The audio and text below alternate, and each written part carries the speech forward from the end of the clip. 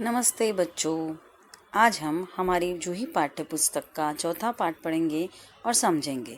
इस पाठ का नाम है ओमू ने खुशियाँ खरीदी। यह हमें प्रेरणा देने वाली कहानी है, जिससे हम यह समझेंगे कि किस प्रकार अपने छोटे से त्याग से हम दूसरों को खुश कर सकते हैं। इस पाठ में ओमू नामक एक लड़की की कहानी है, तो चलिए इसे और अच्छे से समझते हैं।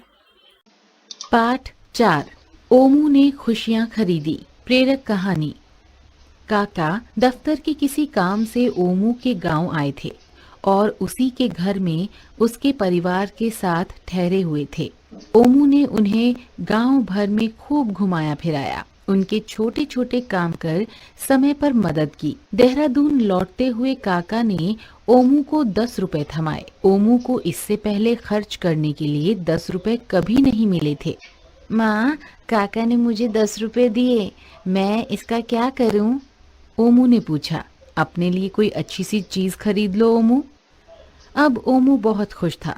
उसने सोचा कि वह एक पेंसिल खरीदेगा और एक रबड़ खरीदेगा, ठीक वैसा ही जैसा उसके दोस्त जीतू के पास है। उसे एक स्केल की भी जरूरत है।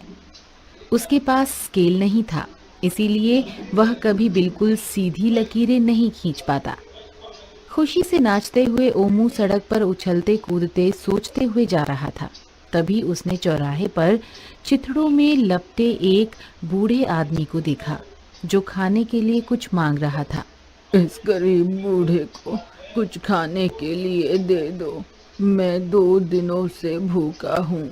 ओमू ने अपने पैसों को देखा और सोचा, मैं इस बूढ़े आदमी को 2 रुपए दे सकता हूँ, तब भी मेरे पास 8 रुपए बचेंगे। 8 रुपयों में से मैं बहुत सी चीजें खरीद सकता हूँ। 10 रुपए में से 2 रुपए निकालकर वह बूढ़े आदमी की हथेली पर रखते हुए बोला, अपने खाने के लिए कुछ खरीद लो बाबा। भगवान तुम्हें खुश रखे बेटा, भूख से मेरे पेट में दर्द हो रहा है। मैं बूढ़ा और कमज़ोर हूँ, क्या तुम कुछ खरीद कर मुझे खाने के लिए दे सकते हो? जरूर, कहकर ओमू बाजार की ओर दौड़ गया।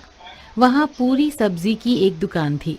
ओमू ने पूरियां और सब्जी खरीदी और बूढ़े आदमी को दे दी। जीते रहो बेटा, जीते रहो।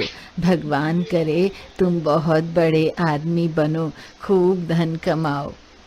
बूढ़े आदमी ने खाना लेते हुए दुआ दी। अब ओमू आगे बढ़ा। उसके हाथ में 8 रुपए थे। अब भी वह मन ही मन यही सोच रहा था कि वह इन पैसों से बहुत कुछ खरीद सकता है। तभी उसे अपना दोस्त राजू दिखाई दिया, जो रो रहा था। उसके गालों पर आंसू लगातार लुढ़कते आ रहे थे। क्या हुआ राजू? ओमू ने हैरानी से पूछा। मेरा छोटा भाई बीमार है, मेरी माँ ने उसकी दवा लाने के लिए मुझे 5 रुपए दिए थे। दवा की दुकान में बहुत भीड़ थी, शायद वे कहीं गिर गए। अब मैं क्या करूं? मेरा भाई बहुत बीमार है, उसके लिए दवा कैसे खरीदूंगा? ओमू ने अपनी जेब में 8 रुपयों को महसूस किया और सोचने लगा, मुझे तो अपनी मनचाही चीजें ही खरीदनी हैं, मगर राजू का भाई तो बहुत बीमार है। कुछ देर बाद उसने अपने दोस्त के कंधे पर हाथ रखा और बोला, मत रो राजू, तुम्हारा भाई जरूर ठीक हो जाएगा। ये लो 5 रुपए और जाओ दवा खरीद लो। तुम्हारे पैसे मैं लौटा नहीं पाऊंगा ओमू, मेरी माँ के पास तो देने के लिए रुपए हैं ही नहीं। राजू बोला, कोई बात नहीं राजू, तुम दवाएं खरीद लो। रुपए पाकर राजू इतना खुश लग रहा था कि उसने ओमू को अपने गले से लगा लिया। राजू के चले जाने के बाद ओमू ने सोचा, अब भी मेरे पास 3 रुपए बचे हैं, देखता हूँ अब क्या खरीद पाऊंगा। 3 रुपए भी बहुत होते हैं। ओमू बाजार पहुंचा। दुकानों में हर तरह की मनभाती चीजें सजी हुई थी। ओमू उन्हें निहारता हुआ हर दुकान के बाहर धीमे धीमे चलता रहा। वहां उस तरह का स्केल भी था जैसा उसे चाहिए था। रबड़ और पेंसिल भी थी। वह तीनों खरीद लेगा। तीनों 1-1 रुपए के थे। ओमू आगे चल दिया। सड़क के अंतिम छोर पर चूड़ियों की एक दुकान थी। कांच की चूड़ियां झिलमिलाकर चमक रही थी। वे रंग बिरंगी और बेहद सुंदर थी।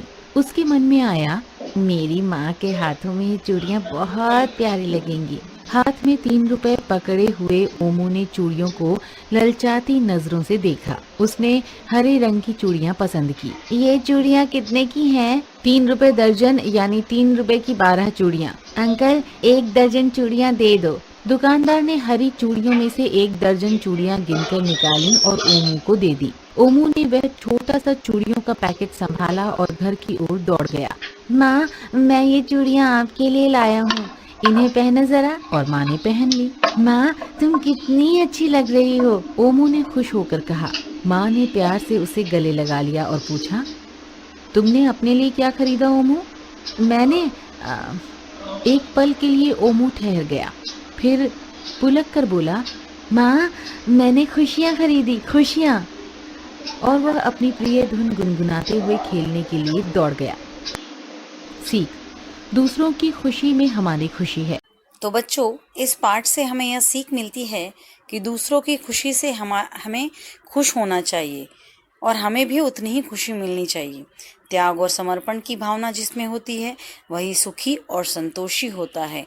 यही ओमू ने हमें इस पाठ में समझाया। तो आगे के पाठ के लिए हम अगली बार मिलेंगे। नमस्ते।